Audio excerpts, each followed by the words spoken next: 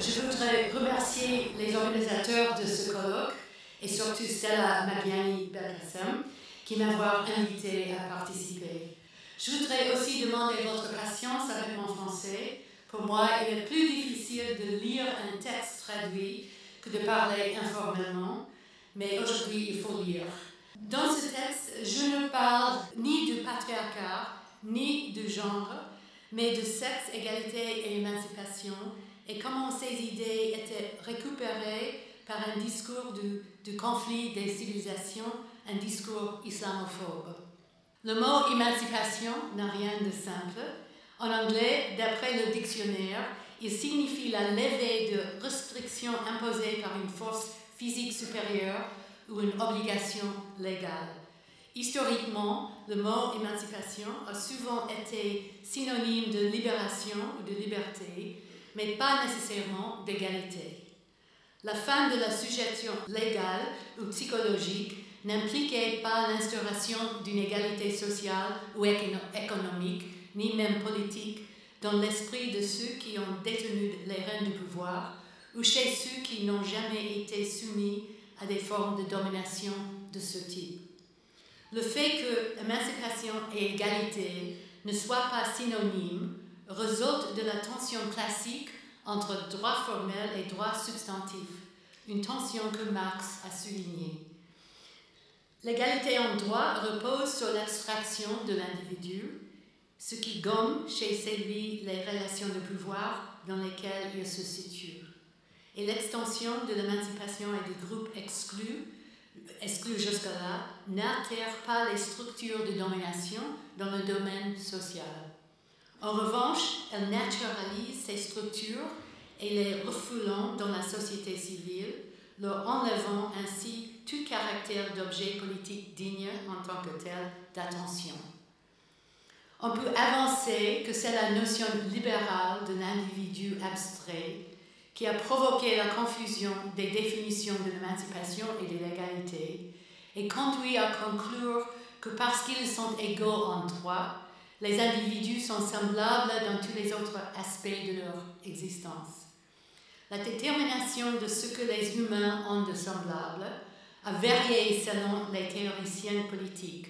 La dignité, l'empathie, la ressemblance avec Dieu, la capacité de s'entretuer, la raison, l'intérêt personnel et la passion.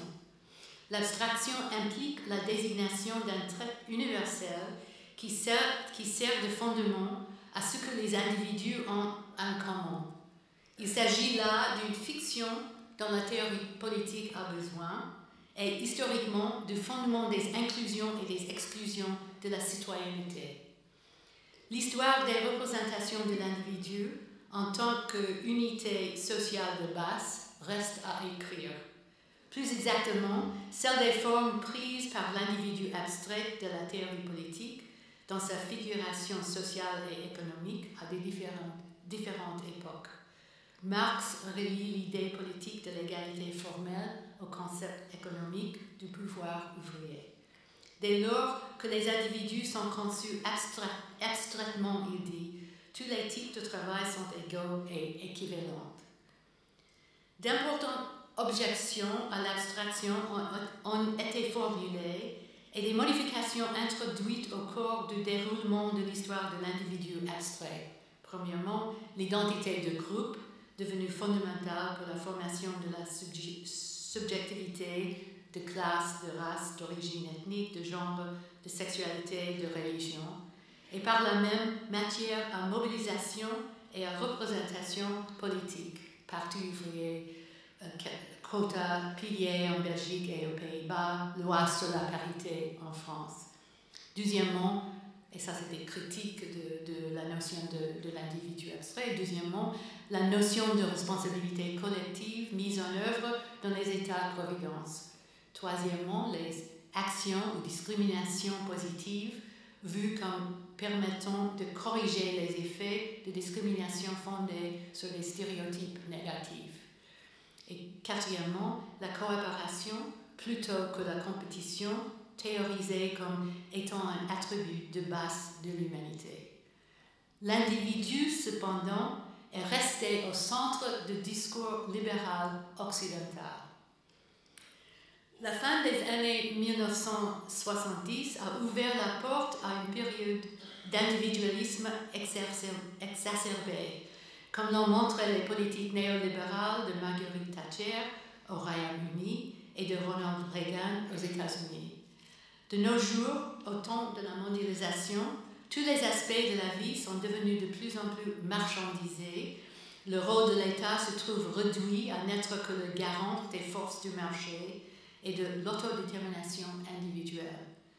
La société se conçoit comme une masse d'individus poursuivant un processus d'autoréalisation, les trajectoires individuelles reflétant leurs choix et leurs conditions de vie permettant de mesurer la place prise par les responsabilités qu'ils sont sûrs ou pas assumées dans son déroulement. L'autodétermination, un terme autrefois associé à l'émancipation des colonies, au rejet de la domination impériale et à la conquête d'une souveraineté nationale, fait désormais partie du vocabulaire psychologique. La théorie de l'autodétermination, SDT en anglais, un champ relativement nouveau de la psychologie sociale, affirme que le besoin humain de compétences, d'autonomie et de capacité relationnelle est universel et inné. Cette théorie érige le fantasme de l'individu moderne, responsable de lui-même et laïque, tel qu'il figure dans la théorie politique occidentale, en modèle pour tous les comportements civilisés, lequel devient la version universelle de l'être humain. La psychologie évolutionniste ancre ce fantasme dans la biologie de l'espèce.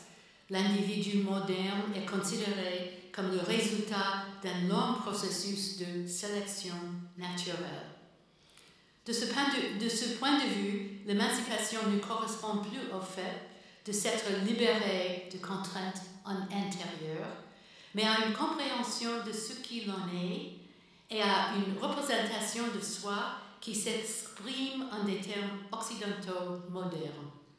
L'égalité ne provient pas de la similitude générée par l'abstraction, mais de celle que produisent de façon identifiable les comportements, qu'ils soient psychologiques ou sociaux. La terminologie de l'émancipation et de l'égalité est de nos jours très souvent galvaudée dans les discussions portant sur la place des musulmans dans les pays historiquement chrétiens et laïques de l'Europe occidentale.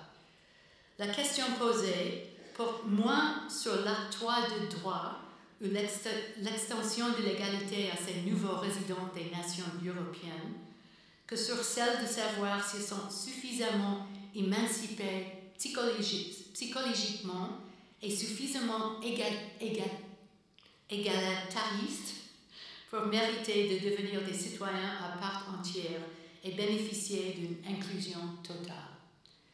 Dans les discours civilisationnels de l'Europe occidentale actuelle, l'intériorité est considérée comme une condition préalable, non pas comme un état auquel il est possible d'accéder, mais comme un attribut naturel qui a seulement besoin d'être dévoilé.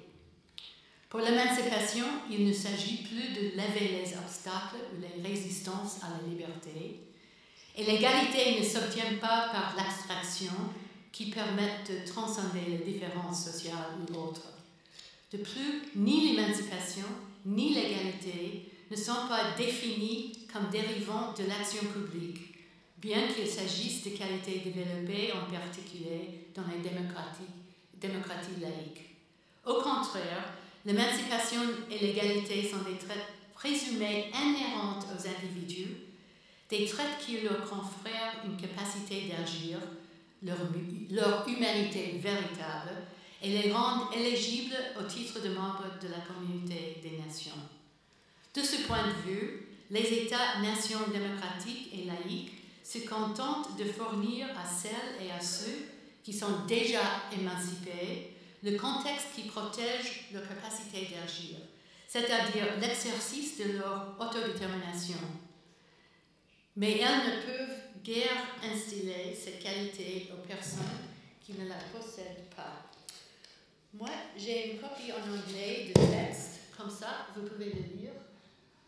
Et la distraction de la traduction sera arrêtée.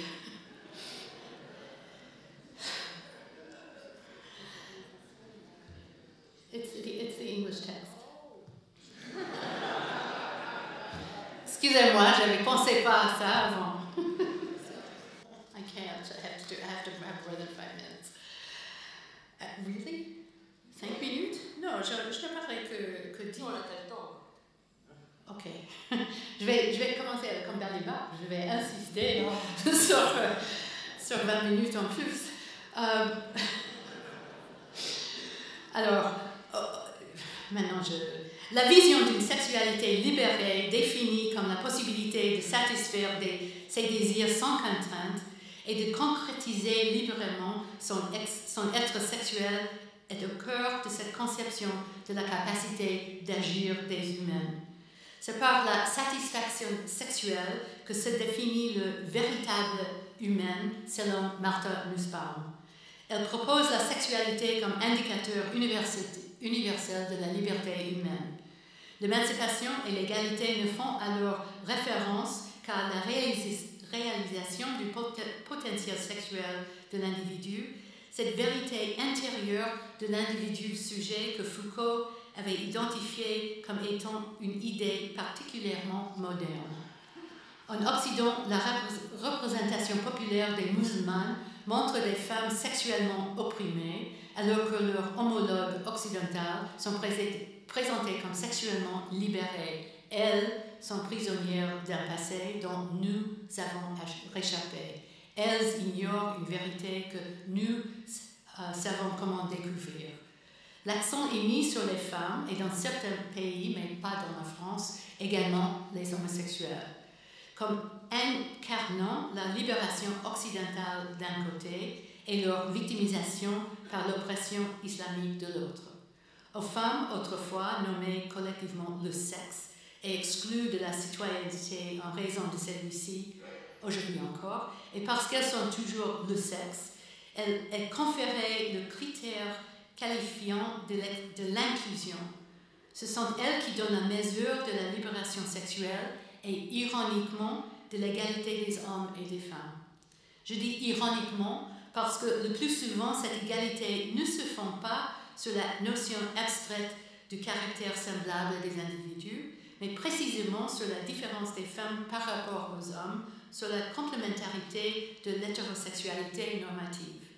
En effet, et souvent, l'égalité telle qu'elle apparaît dans la rhétorique qu'utilise notamment le personnel politique, signifie aussi l'égalité entre les femmes issues de l'immigration par rapport aux Françaises, aux Allemands ou aux Néerlandaises, en ce qui concerne la sexualité. L'accent placé sur une sexualité libérée, qu'elle soit hétéro ou homosexuelle, fait écho au désir de consommer qui sert de moteur au marché et permet de détourner l'attention des injustices économiques et sociales qui résultent de la discrimination et des formes structurelles de l'inégalité. Dans les débats contemporains sur la question musulmane, la laïcité et la liberté sexuelle sont devenues des synonymes. Dans ces représentations, les femmes laïques sont autonomes, autorisées à vivre librement leur sexualité et d'assouvir leurs désirs, alors que chez les musulmanes, en revanche, la sexualité est littéralement maintenue sous emballage, séquestrée sous des vêtements qui dissimulent leur beauté et signent symboliquement leur statut d'infériorité par rapport aux hommes. Ça, c'est la représentation, c'est pas ma description. Ce qui est laïque est présenté comme s'accordant avec les inclinations naturelles de toutes les femmes, ce qui est islamique comme le déni de leur féminité innée. Dans certains pays, notamment aux Pays-Bas, la même logique s'applique aux homosexuels enfin autorisés à réaliser la vérité de ce qu'ils sont en tant qu'individus grâce à la libération qui permet la laïcité. Quel enseignement tirer du fait que la rhétorique démocratique, mise au service du capital mondialisé, inclut désormais le vocabulaire de l'émancipation sexuelle et de son éducation imaginaire avec l'égalité des sexes? Ça, c'est ma question. Ce qui m'intéresse est la façon dont le désir sexuel a été choisi comme dénominateur commun universel dans la définition de l'humain, loin devant d'autres attributs tels que la femme, la spiritualité ou la raison. Bien entendu, la sexualité est depuis longtemps considérée comme un attribut humain et sa gestion constitue un dilemme permanent pour les modèles proposés d'autogouvernance, généralement masculins, d'Augustin à Rousseau, Freud et au-delà. La raison était, pour les philosophes des Lumières, l'instrument de l'autodiscipline, de la maîtrise de soi, comme elle le fut ensuite par les classes politiques et les responsables économiques au XIXe siècle. Mais au cours du siècle dernier, de façon croissante, ces appels à la raison ont cédé la place à l'exigence d'une libération du désir sexuel. Ce désir qui, à d'autres époques, devait être reprimé parce qu'il était source de confusion dans l'esprit des hommes, manifestation de cette passion qui, sous la forme du corps féminin, devait être exclue de l'arène publique. Ceci se trouve dans le discours civilisationnel qui considère que les individus les plus capables d'agir selon leurs désirs sont les plus aptes à être des citoyens ou des citoyennes. Ceux et celles chez qui ce type de comportement est réglementé et reprimé par des interdits culturels étrangers ne sont en revanche pas qualifiés. À la place de l'égalité de l'individu abstrait, historiquement codé comme masculin, on trouve aujourd'hui l'égalité d'individus sexuellement actifs représentée par une figure féminine ou féminisée. La capacité d'agir se situe non plus dans le cerveau doté de raison, mais dans le corps désirant. Les corps désirants ont une matérialité que la raison abstraite ne possède pas, mais la sexualité comme dénominateur commun des humains, de même que la raison, permet l'abstraction des déterminants sociaux produits par la conscience et la vie matérielle. Et si on pense en termes de psychanalyse, elle permet également d'abstraire toutes les influences culturelles, familiales, sociales, politiques, juridiques, religieuses, incorporées fantasmatiquement dans les aspects inconscients du désir lui-même. L'autodétermination sexuelle est autant un fantasme que l'autodétermination rationnelle, mais il y a une différence entre les deux. La première, le sexe, implique une pléthore de modes de passage à l'acte, alors que la seconde raison se mesure dans une seule façon. Quand la sexualité est synonyme d'excès et de plaisir, la raison évoque discipline et contrôle. Ce sont précisément les qualités autrefois valorisées comme des expressions de la rationalité, la régulation et le contrôle de soi, qui sont désormais décriées comme étant des instruments répressifs du fondamentalisme musulman, alors même que les musulmans sont dépeints sous les traits de terroristes sanguinaires dépourvus de toute forme de contrôle moral. Les deux s'opèrent ensemble. La rhétorique de l'émancipation sexuelle et de l'égalité des sexes, particulièrement évidente dans les débats sur l'intégration des musulmans dans les nations de l'Europe occidentale, est symptomatique d'un changement plus profond dans le discours civilisationnel sur la représentation de l'humain. Tels qu'on les utilise dans le discours dominant, l'émancipation et l'égalité introduisent une logique de marché explicite dans le domaine politique. La force de travail est remplacée par le pouvoir sexuel et le discours sur l'émancipation sexuelle n'a que peu de rapport avec le mandat reproductif habituellement associé au couple hétérosexuel. Les humains sont en même temps sujets et objets de désir, à la fois consommateurs et matière première, et naturalisés comme tels. je n'ai que 2 pages. Oh, ça va. La dépolitisation du social, contre laquelle Marx avait formulé une mise en garde, s'étend désormais au champ politique où le désir règne, mais lorsqu'il est ce qui motive les acteurs rationnels. La différence entre l'action motivée par la raison et celle motivée par le désir est cruciale. C'est la différence entre la politique et le marché. L'État n'est plus ce qui réglemente, mais ce qui facilite les interactions entre des individus désirants. Le signe de l'émancipation de ces derniers est la liberté de passer à l'acte et d'assouvir leurs désirs en termes de variété de plaisir et de goût, quel que soit le marché dans lequel ils s'inscrivent. Il n'y a pas plus de garantie d'égalité sociale entre les genres ou sur d'autres plans dans cette définition de la politique qu'il n'y en avait auparavant. L'égalité se réfère uniquement à la possibilité pour chaque individu, sans aucune considération de limite psychologique ou sociale, d'agir dans le but d'assouvir son désir. Et ce qui relève d'une action libérée se mesure en des termes occidentaux idéalisés. De plus, tant que les normes sexuelles restent en place, y compris l'idée que certaines formes de sexualité sont l'expression immuable de la vérité de chaque être, il est difficile, sinon impossible, de contester les discriminations sociales et économiques qui continuent d'être légitimées de cette façon.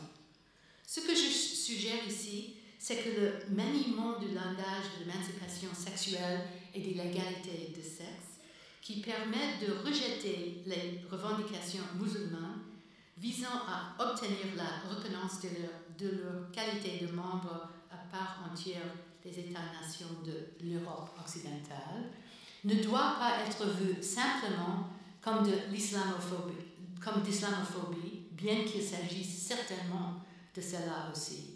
Sa résonance est bien plus vaste. La substitution du désir sexuel au raisonnement abstrait met à la place du travail de la pensée la matérialité du corps. L'individu abstrait devient une personne traversée de pulsions portée à la luxure. Mais si cette substitution paraît faire entrer le social dans le champ politique, en réalité, il n'a pas fait ça. Elle met en avant un autre attribut humain, universel, le désir sexuel, les identités sexuelles, posé comme pré-social, détaché des considérations matérielles et des rapports sociaux, et dont la satisfaction n'est ni une question relative, définie historiquement et culturellement, ni un sujet susceptible d'être débattu de façon contradictoire. Un chemin et un seul conduit à la satisfaction, celui proclamé être la voie implantée par les démocraties de l'Occident, même si dans ces pays, ce qui compte pour de la satisfaction prend des formes différentes et souvent contradictoires. Mais ces contradictions disparaissent quand l'Occident est comparé à l'Orient, le chrétien laïque et le musulman religieux. Quand l'émancipation et l'égalité sont données comme synonymes et définies en tant qu'expression d'un désir sexuel individuel et universel, elles ne sont guère différentes de l'égalité politique formelle avec tous ces problèmes que Marx a notés. Elles deviennent des instruments qui perpétuent la subordination et l'inégalité des populations minoritaires défavorisées, ainsi que la poursuite de leur marginalisation dans les soi-disant démocraties de l'Occident. Et maintenant, je conclue. Celles et ceux d'entre nous qui sont convaincus du caractère nécessaire d'une forme ou d'une autre de démocratie sexuelle, je parle ici de l'adhésion à l'idée qu'une variété de pratiques sexuelles est acceptable, je dirais même normale, doivent tenir compte de cette généalogie critique. La question que je laisse ouverte au débat est de savoir comment arracher cette idée de la démocratie sexuelle, de l'émancipation sexuelle et l'égalité des sexes, comment arracher cette idée au contexte dans lequel elle est mise en œuvre pour parvenir à des fins avec lesquelles nous sommes non seulement en désaccord, mais que nous déplorons. Merci. Merci beaucoup.